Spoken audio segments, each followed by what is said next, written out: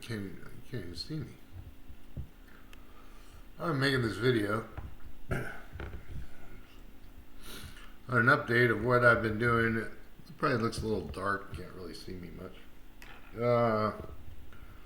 I've been recuperating from cancer surgery on my lip. So it's kind of been a bit of a different thing for me in life right now. I've kind of been having to reassess things, I guess you'd call it. Reassess my life. Which I think might be an important thing to do for everybody at some point in life. The reason I say that is because a lot of us live like we ain't gonna get old. Like you could just keep on going with the same thing you've been doing forever. You're gonna wake up, everything's gonna be great. Life's just one big party. There's a couple things they don't tell you about when you get old. You get older, past 50. One of the first things is you're gonna have a lot of time on your hands, and you're gonna have a lot of time to think about your choices in life, thinking about what brought you to this present moment right now. Why are you here? Why are you in this situation? Whether it's a good situation or it's a bad situation, it all depends. It's all the way you look at it. Good case in point. I'm watching a video of people in Kensington. And as everybody knows probably, it's a open air, drug market. Where you go there and do drugs and nobody really messes with you. But out of the darkness of all that came a nice light. And that light came in the form of a young man, probably maybe 30 years old, who was playing guitar. And hanging out right there on Kensington Avenue, I guess. And people are right next to him, OD'd, just drugged out, just laying there sleeping, And but he started playing. I think it's called "Save Tonight" song, and it had a great smile on him, happy looking guy in the middle of Kensington.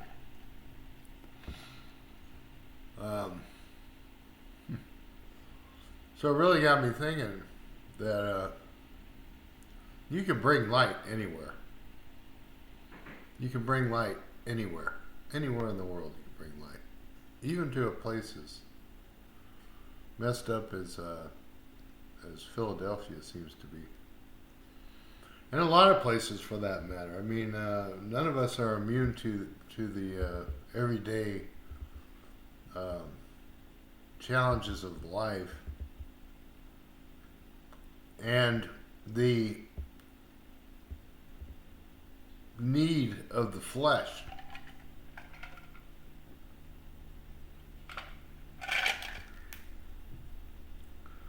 It seems like there's some of us out there that just had this weird need. The flesh needs something.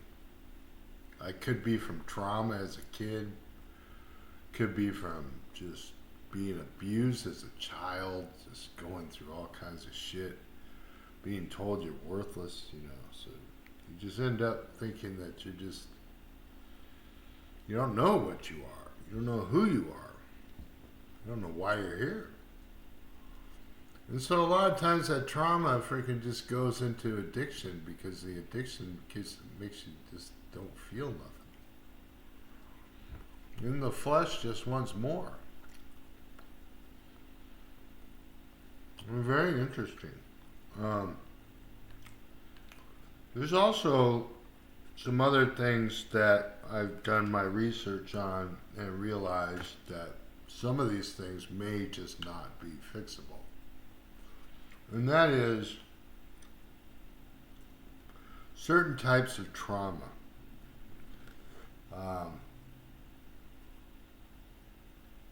Or brain injuries. Brain injuries can definitely contribute to some major frickin' trauma.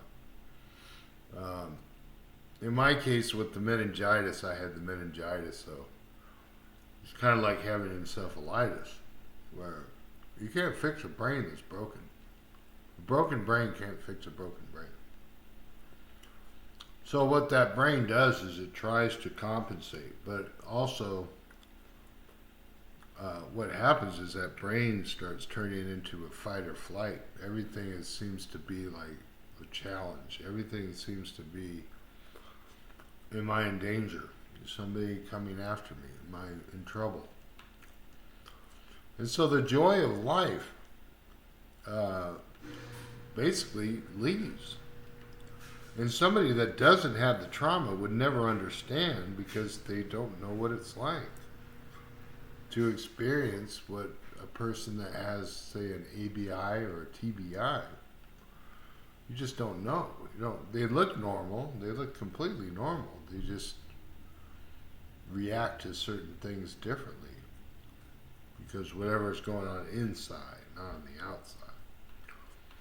Forget what's going on the outside. You got to look at what's going on the inside of a person. Good case in point would be Junior Seau,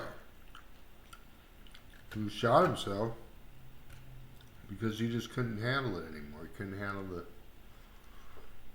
whatever was going on in his brain. Too many hits on the field. He died. He just finally said, "I've had enough. That's it. I can't do this anymore."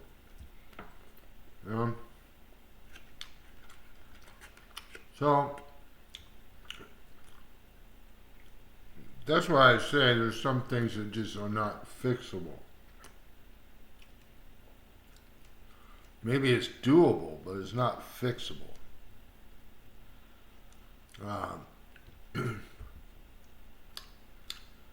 And the worst thing that you could probably do when you're dealing with something like trauma, trying to recover, is to compare yourself to the rest of the world.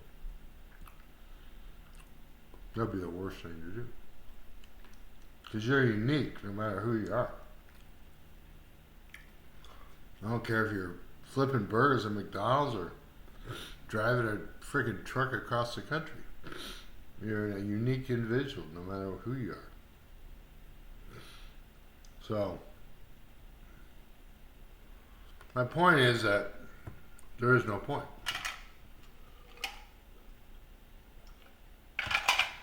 That life will always present these weird challenges. Always. Always. Every freaking... My whole life's been one big challenge. Started in the Marine Corps. Challenge number 1. Accepted. Went back in the Navy. Challenge number 2. Accepted. Went to electrical school in my 30s. Challenge number 3, accepted. And thankfully, the good Lord, if there is a good Lord, allowed me to be productive in those fields. And to actually get to a point in my life where I now no longer have to go out and bust my butt. And I can kind of try to enjoy the fruits of my labor, even though I know that I have challenges, mental challenges, after dealing with my meningitis and now most recently lip cancer diagnosis. But being 62 years old, I figure... You know, what more do you really want to go for?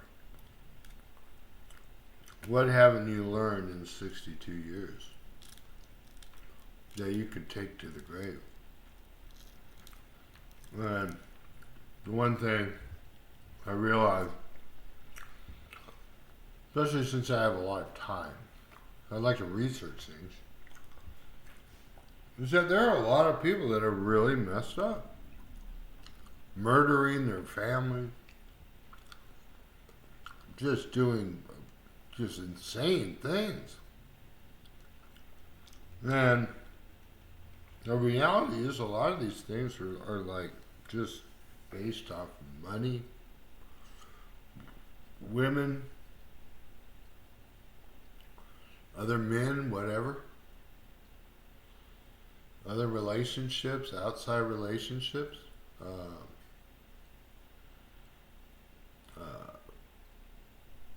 Just you name it. Drugs, there's another one. So, any advice I could give is find a mentor, find somebody that'll help you. Even if it's like, even if you're freaking learning how to drive a bus, find somebody that'll help you learn how to drive it.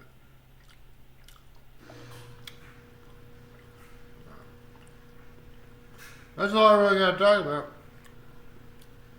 Enjoy your life. Try to enjoy your life. Help somebody else out, because a lot of us out here are hurting. A lot of us are hurting. Even if people have a lot of money, they're hurting. Even people with a lot of money are hurting. Because it's the way we are. Some weird reason, people love pain. We love pain. We love challenges and we love pain. So, maybe there is a God. Maybe it's good to believe in a God, even if there might not be a God. Because maybe even just that belief might help you in your mind get away from thoughts of depression and thoughts of negativity. Even if it's not real. It was just like freaking the Tooth Fairy. Or like freaking Santa Claus. Oh, I love Santa Claus. You know, sure, most people know that shit's all bullshit. It's all bullshit. Big lie. You don't have to broadcast it, just, go along with it. Have to get angry about it, just go along with it. I love Santa Claus. I love the freaking Easter Bunny. I love all that stuff. It ain't true, but it ain't real. But I love it anyway.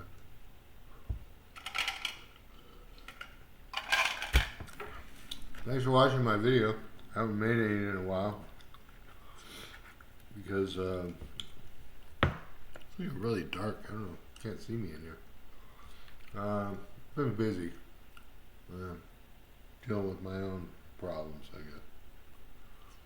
Like everybody else is. We're all dealing with something. Every one of us. But we're all not alone. So hopefully somebody's got your back and you got theirs. Thanks for watching my video.